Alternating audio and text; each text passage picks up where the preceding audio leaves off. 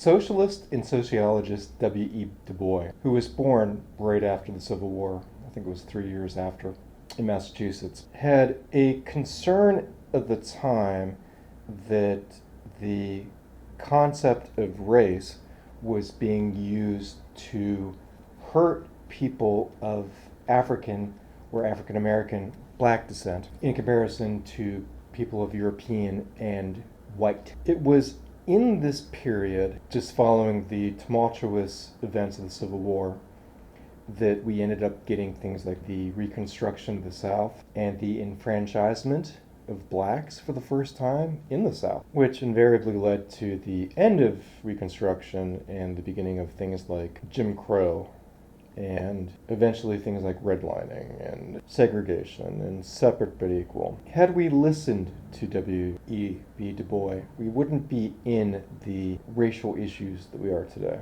He was absolutely right. And basically, his summation was race is a construct. It doesn't really exist.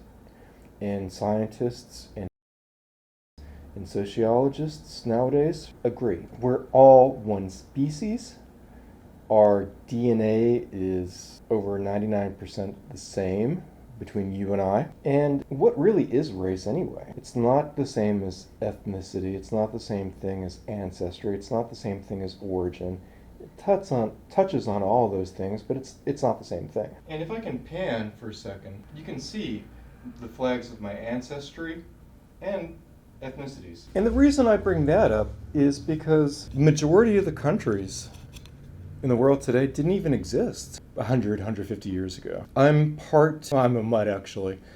I'm predominantly Scottish and German, and then after that English and Irish, Scandinavian, French, Hungarian. You can see the flags behind me, but a lot of those countries didn't exist. The idea of nation states was pretty much an invention of the 19th century. So race doesn't exist, and the modern idea and form of governments and nations didn't exist. And above and beyond that, I mean, if you go back far enough, we're all from Africa. That's where Homo sapiens sapiens started.